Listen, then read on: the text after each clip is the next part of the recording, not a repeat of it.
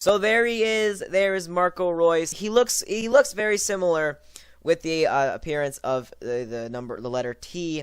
Hair color blonde, and obviously he's going to be 11. This was Dream League Soccer 2018, the year First Touch Games brought back the creative players, something we hadn't seen since the original Dream League Soccer. In the original Dream League Soccer, creative players were a large part of the game and its success. They could be purchased for 600 coins, their name, height, preferred foot, position, and look could all be customized, and the player would start out at 80 overall. Through regular player development or coaching, you could max every single one of their stats to 100 overall.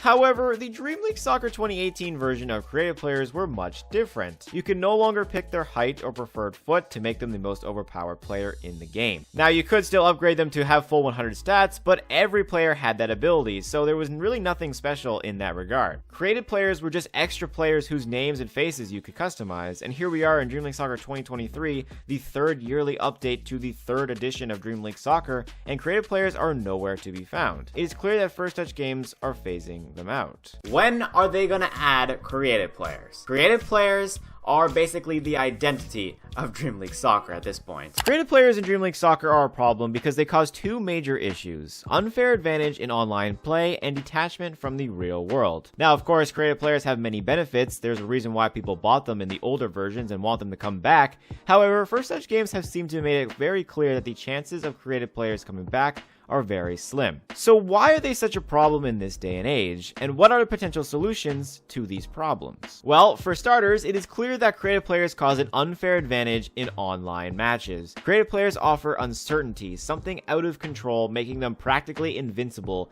to balancing. There's a reason why in Dream League Soccer 2018 you can no longer change the height or preferred foot of the player, since it would always be best to make the tallest player possible who can shoot with both feet every single time. Now, sure, this could be balanced if every single player did the same thing, but this is still something that First Touch Games can no longer control. If you make it harder to score because you have a 7-foot tall and 100 stats player scoring 5 goals a game, this would make it extremely hard to score with your common players in a starter team. Kalubali is not 100 rated all the way. Now he is. Even if there was an attempt to make creative players more fair in Dream League Soccer 2018, there were still some questionable decisions. First Touch Games would straight up put 97 overall creative players that you could just buy from in the transfer market, essentially giving you an easy 100 overall player to add to your team. But then again, all your players could be upgraded to 100 overall, so why did this matter anyway? There was virtually no competitive edge on the competition, so there was no problem bringing creative players into the game, and so they were released, and everyone was happy. But now I want you to think about creative players in Dream League Soccer 2023. You can no longer upgrade any player to 100 overall. Base ratings of players actually matter, unlike in the previous version. Assuming they were made available in the same way they were in 2018, how would First Touch Games balance this? Obviously, making them able to max every single stat to 100 might be a bit ridiculous and would give an unfair advantage online, but if they cap these stats to 90 overall, then is it even worth it to have them on your team? With most of the playable modes being online and against real opponents,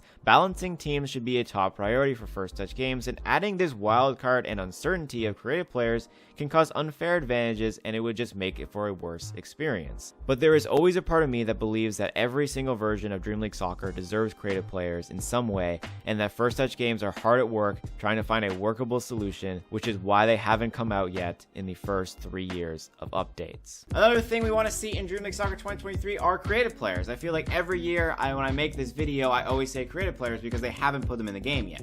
Creative players need to be limited if they want to work in Dream League Soccer. It's that simple. We have the limit of 2 creative players in Dream League Soccer 2018, but it would be easier to control with just 1. Every single player could be given 1 creative player that does not add to your squad size, and it is locked until the player finishes career mode. And then once career mode is complete, a 70 overall creative player is given to you where you can customize it however you like, just like in Dream League Soccer 2019. The height, position, and preferred foot would be the same for every single player, as to not apply an advantage or disadvantage to every other player online. Creative players must also behave differently than every other player to give them a unique touch in addition to their name and appearance. In this hypothetical version, the creative player can be upgraded to 100 overall, but it would be harder and not through traditional coaching. They could be upgraded using creative player coaches for each individual stat, so 8 different coaches for 8 different stats. stats. These coaches would be obtained mostly by playing separate daily challenges that are centered around your created player. Then created player coaches could also appear in scenario rewards, making them way more interesting to play,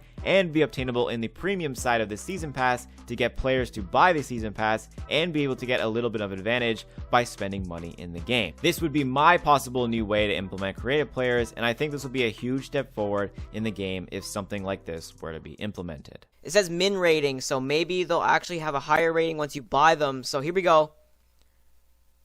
He's going to be 80 rating. But if you look at his height, it's 199. I don't know if that's completely random or if it's just a goalkeeper height, but 199 is pretty good for a goalkeeper. I might actually use him.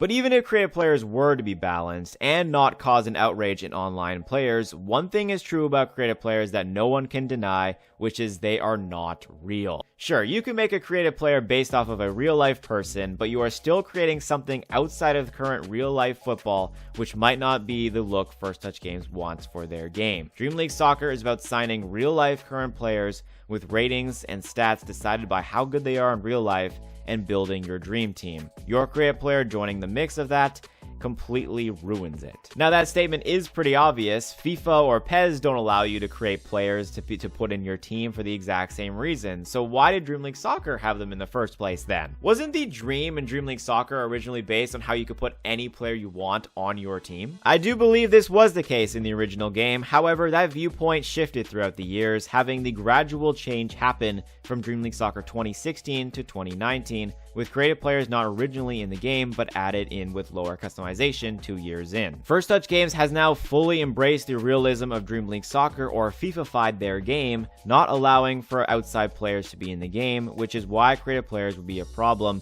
if they were added to the game in its current state. For this, there is no solution. There really isn't anything that can solve this problem. First Touch Games have a view of their game, and if creative players just aren't in the picture, then we can't do anything about it. The once most beloved feature of Dream League Soccer as a whole will just no longer return. Dream League Soccer has gone through many changes over its 3 major versions. It went from a career journey mode played exclusively against the computer to becoming a competitive online game with many different modes and ways of upgrading your team. The 3rd version is simply a completely different game with different goals, and creative players just don't fit those goals. It has to be understood that Dream League Soccer started out as a career mode journey game. The divisions and story was fictional, so there was no problem in adding fictional players. With the game now centered around online play, online advantages have to be thought of and they come into play. The original Dream League Soccer didn't have any problem with online advantages because, well, there was no online. You could only gain advantages with your creative players against a computer, and, well, computers don't have feelings, so it was fine.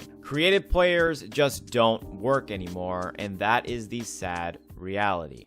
But do you think they'll ever bring them back despite saying this? Let me know in the comments down below. Thank you guys for watching. I'll see you guys in the next one.